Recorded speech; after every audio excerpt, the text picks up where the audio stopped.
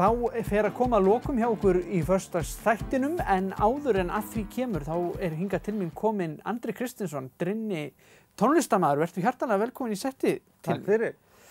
Þú nú búin að vera að í mörg ár að semja tónlist og taka þátt í alls konar verkefnum. Við hvað ert að bardúsa núna?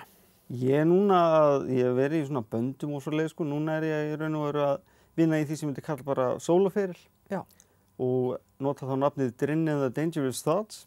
Hugmyndin svo að ég ætla að halda þessu gangandi bara sem mest eða lengst en það verður kannski alltaf nýtt og nýtt fólk sem að spila með mér. Já.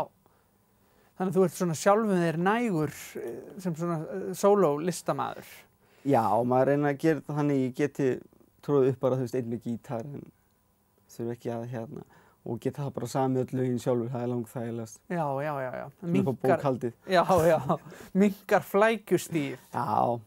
Og ég veit nefnilega að þú ætlaðir sko að vera fluttur erlendis svona áður en þessi alræmdi heimsfaraldur skall á.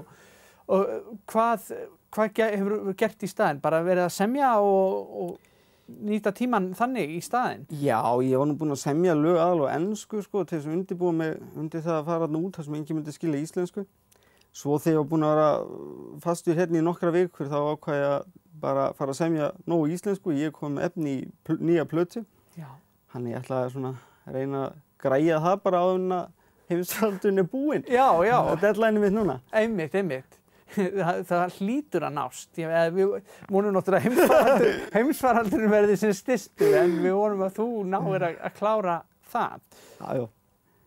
Og hver eru svona efnistökin? Ertu þá að semja faraldurinn eða bara hvað svona ber hæst? Nei, sko, það er nú svona bara sama á alltaf, hvort sem er heimsfaraldur eða ekki. Það poppar bara hitt og þetta upp í hausinn á mér og ég bý til lag úr því. Já. Ekkert að flækja, heldur bara það sem kemur til manns hverju sinni. Já, ég á mjög erfitt með að sitja einhvers staðar með blað og blýant og bara hvað á ég að semja. Það þarf að vera einhver hugmynd, en þá er þetta líka ekkert mál, sko. Nei. Einmitt, það eru hugmyndirnar sem sækja á mann. Maður ákveður ekkert fyrirfram, það hefur enginn samið lag stöðumælaverði eða... Nei, og ef maður hugsa þannig þá er mjög góð ástæða fyrir því að enginn var búinn að semja lag það, sko. Já, það er ekki flóknar en það. Nei. Einmitt, og þú ætlar að spila fyrir okkur lag af þessari nýju óútkomnu plötu. Mikið rétt. Og geturðu sagt okkur eitthvað deili á laginu? Sko, ég kann yfirleitt ekkert að svona megnið af lögunum vil ég ekkert fara út í sko smáatriði með en það einu sem ég kannski vil segja þetta lag er að ég vonast þess að heyrist alla leið hinum megin. Já, einmitt.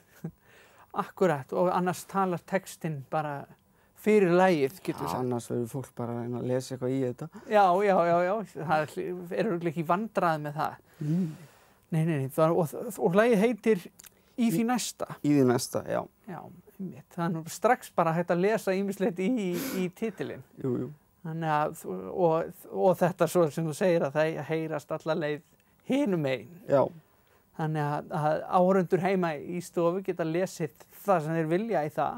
Ég segi bara gangi þér vel með plötuna. Já, og ég hlakka til að heyra hana þegar hún er komin út og rétt að taka það fram að þú ert náttúrulega með alveg helling af lögum á Spotify og helstu veitum, er það ekki? Jú, það er undir með þess að 3 artistum eða svoleiðis. Það er Drynnig, Darth Coyote sem var rockband sem ég var í fyrir nokkrum árum og svo Drynni and the Dangerous Thoughts. Það er ein plata þar sem kom út bara í byrjun þess árs. Já, einmitt. Hvetjum fólk eindregið til þess að kynna sér þetta allt saman. Þetta er fjölbreytt og skemmtilegt. Og ég segi bara gangi þér vel, hlakka til að fylgjast með þér áfram. Og við ætlum að leyfa Drynna að slá botninn í þennan föstudagsþátt hérna í þessu nýja setti. Hann ætlar að spila fyrir okkur lagið Í því næsta. Annars þakka ég bara kærlega fyrir í kvöld og ég hlakka til þess að sjá ykkur í næstu viku.